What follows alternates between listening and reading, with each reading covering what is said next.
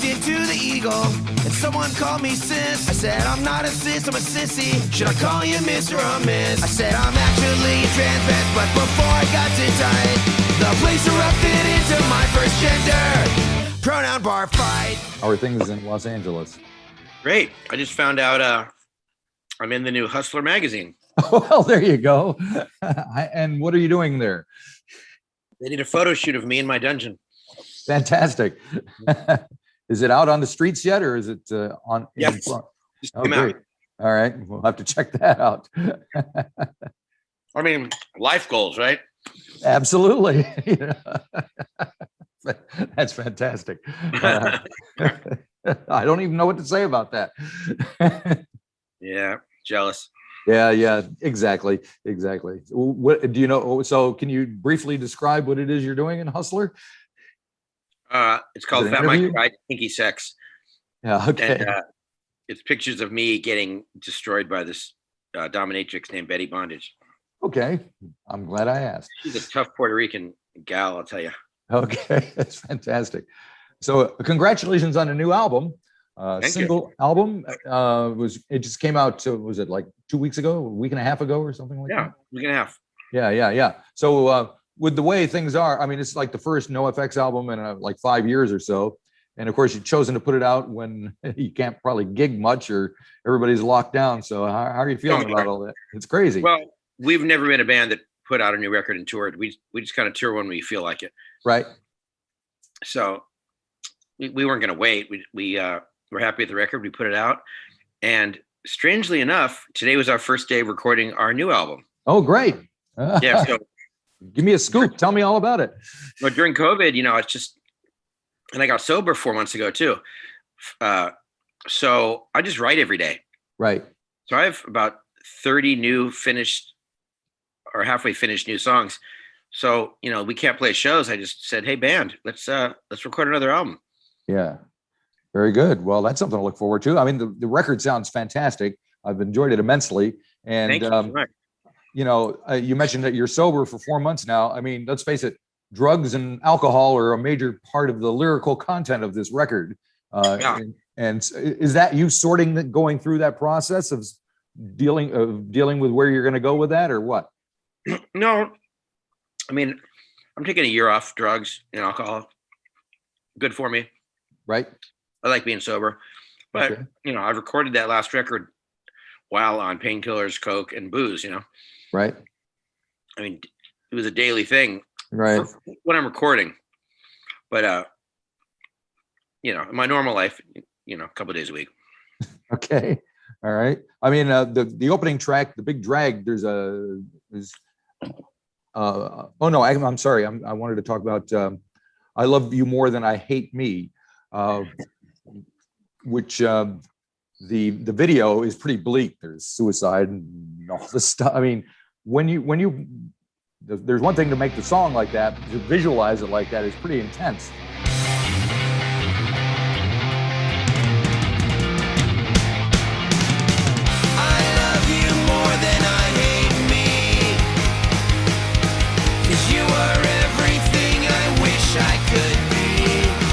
What kind of reaction have you gotten from that? And were you worried about what kind of reaction you were going to get from that? No, I don't worry about reactions really ever. And the song is a sad song, but it's not about killing yourself. It's just it's a tragic love story, right? And how someone might feel when you're that alone, after a love of your life left you, right? I just thought of the video idea that I've never seen a video like that. I kind of based on that movie with Bud Cort.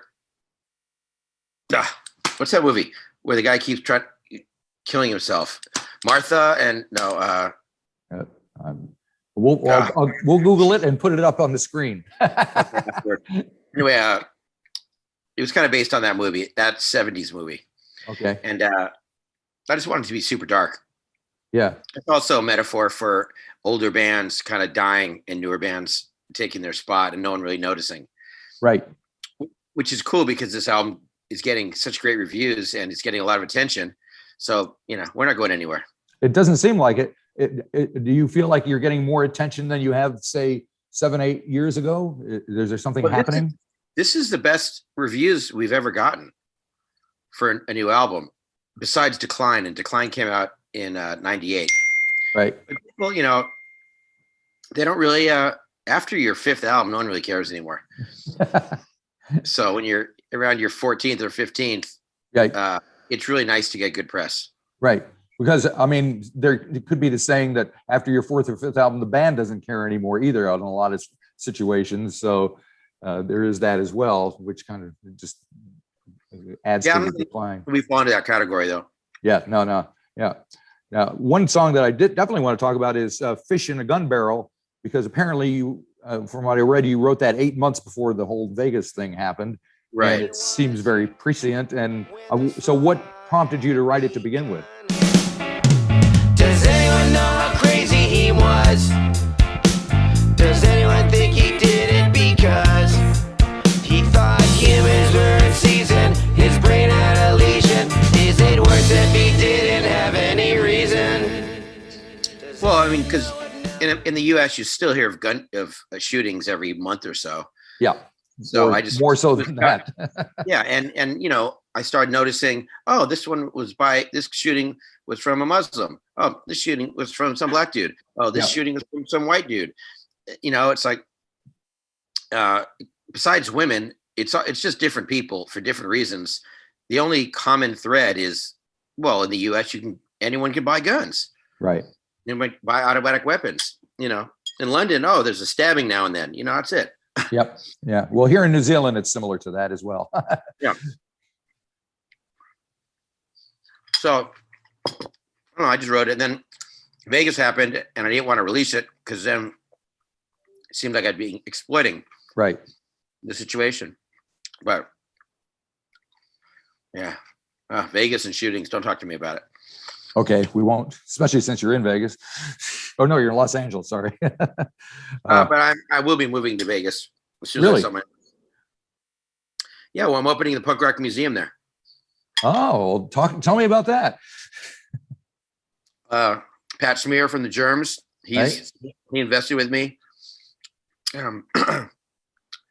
People from a lot of punk bands, Less and Jake, and Offspring. Well, everyone's getting in because I got a 12,000 square foot building I bought a few months ago. Nice. And I'm just getting stuff like we're doing 5 decades of punk. Right. And everyone I call just wants to be part of it. I mean, we got Darby's record collection. We got Johnny Thunder's first guitar. Nice. Sid's boots. We got just crazy cool shit and little things, like the dildo, Tesco V from the Meat Man used to have on stage. But a lot of new stuff too. It's really cool. Very cool. Isn't what's left of CBGB's in Las Vegas somewhere as well? Didn't that? Yeah, like the bathroom. Yeah. But this is different. Well, speaking of vintage punk, you have a song called Doors and Fours, which the video has all sorts of vintage punk footage in it.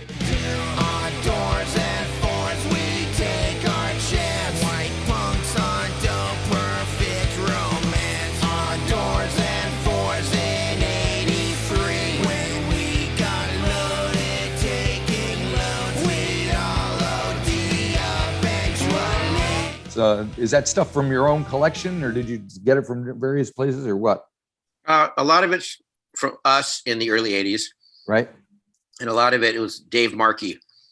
Dave Markey was in a band called Sin 34, and he also toured with Nirvana and filmed the year punk broke. Right. And I asked him to direct it and put in a bunch of old footage from LA. So yeah, that video means a lot to me. It's super cool. Yeah, I'm sure a lot of those folks aren't with us anymore. Yeah, a lot of them aren't. Man. Which also is kind of the topic of several of your songs as well. People passing on and not making it and ODing and whatever. Do you think it's a part of the scene that drugs and alcohol and overdosing and doing it more is part and parcel with punk rock and rock and roll in general? Does it have to be? Oh, it doesn't have to be. It's just when your job is to go on stage for an hour and a half a night, 6 nights a week, what do? It's just like, we have the perfect job to be drug abusers. Right. You can't get in trouble. You can't get fired. All you gotta do is kind of keep it together for the show, and then all bets are off. So yeah, a lot of rock stars die,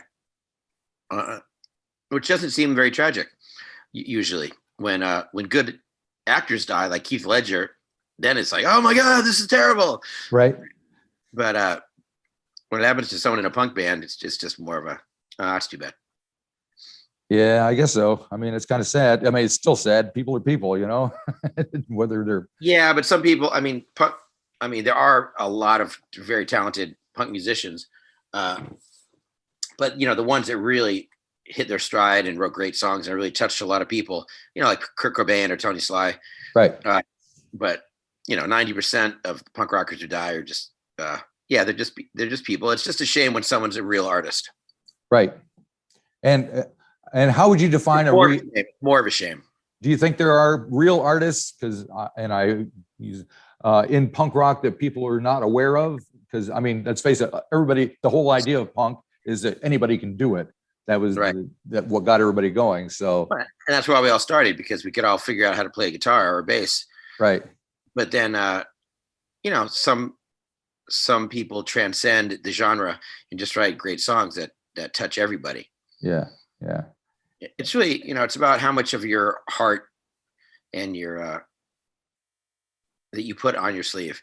How truthful do you make your lyrics, and do you sing songs that that few people can relate to but really relate to, or songs that everybody can relate to and it doesn't really move them? Right. So when you talk about people relating to your songs, do you get I assume you get a lot of feedback from people giving you that information, telling you that this really means a lot to me? Yeah. Especially with my cross-dressing lately and how open I am about my sexuality. A lot of people tell me that I make them feel more comfortable about right that kind of thing. Because, the more people talk about it, like when, now being gay is totally normal, in high school. Absolutely. And all over the world, it's just, oh, you're gay? Cool. Yeah. It wasn't like that 20 years ago. Yep. And, and I'm a kinkster. And the more I talk about stuff, the more okay it makes things. Yeah. Well, it's interesting. I spoke to a musician. She's in Brooklyn this morning, and she's, classically trained, blah, blah, blah, very different sounding than you, obviously. And the same subject came up. And I told her, I said, I'm going to be talking to a punk rocker later in the day who's got a song all about, gender fluid. And she was thrilled to pieces that that this is something that everybody's talking about, no matter what style of music anymore. So it's definitely a change. Well, a lot of the thing, I was a human sexuality minor when I went to college in the 80s. And one of the things me and my girlfriend talk about a lot is happiness is really not that hard to find if you know how to ask the right questions to your partner, because like great sex is really what half the fucking world is looking for. They do things so they can make money, so they can have sex, or whatever. Half the things guys do, or everything guys do, is have sex. When they finally get the sex, they don't really know, they can't even ask for the sex they want. And that's how I'm trying to help society, is being more open about sexuality. And, the whole place would be the world would be such a better place if guys could just get the guts to ask their women to fuck them in the ass with the strap on, really, because, things in your butt feel good. Now, can you imagine, would you have made or written about this 30, 40 years ago? Probably not. It took me a while, but I was writing kinky songs. I have been for quite a while, but I finally just came out completely when I was like 45 years old. Right. When I wore a dress and I went through Heathrow Airport, and I just felt free. Like, shit, I can do whatever I want. Why not? Why not? Indeed. Well, obviously the tune that relates to that is Fuck Euphemism, which also refers to a pronoun bar fight, which I just love the idea of that. They say that I'm like cis queers, kinksters make a choice. They're wrong, but yet we choose which gag to take away our voice. I identify as a grain of salt, Peter Pan anarchist, or a poly rubber puppies, which rats left our masochists. So I said, fuck you, feminism. Well, I'm around a lot of trans people, and a lot of them, especially the younger ones, get really offended when you don't use the right pronoun. Right. Yes, I know. And I've run into that. Yeah, my friend Ty, I don't always call them. Sometimes I call them by their old pronoun, which was him. Yep. And them just doesn't work very well. Right. When you say, "Oh, I love them. I slept with them last night," it makes you plural. sound like a slut. Yeah, it makes you sound like you're having sex with a lot of people, which is fine. But I'd rather just say per for person, which is what I say in the song. I slept with Per last night. Oh, I don't know if you slept with a man or a woman or a gender, non-specific gender, but there was only one of them. Right. So it's a better word. Per for person is a great pronoun that no one uses. I'm sure. Now, since I'm in New Zealand here, I noticed in I Love You More Than I Hate Me, there's a reference to a Maori tribe in the lyrics. So yeah. I was wondering where that came from. Well, Maori tribe 4 sons are turned into Fafina, right? Right. They have to be a woman. Ah, yes, that's true. Well, there you go. So, I mean, it's I'm smart. Yep. Probably. And you also make a reference to Randy Rhoads, which is kind of cool as well. Yeah. No reference to Once Were Warriors. Well, everybody else does that. So we don't need a lot of that. Yeah, down there, but up, that movie, when I saw that movie, it just came out and I went by myself and whew, yeah, that's something. Yeah. Well, I moved here in '94 from the States and it was in the theater as I moved here, and that was kind of my introduction. I was like, oh, yeah. That's quite a film. And and Lee Tamahari, who's the director, I see him around town all the time. It's great. Funny, my Jefe is indigenous. He's got some Aztec Mexican Indian in him, and my girlfriend is indigenous. She's a Yakima tribe. Oh, okay, cool. Yeah, well, I'm down with the indigenous. Yeah, down. Now, I was talking about how bleak and serious some of these songs were, but there's also the other side. I love the video where you got Avenged Sevenfold to appear as you guys. She knows that I do drugs. She knows that I'm kinky.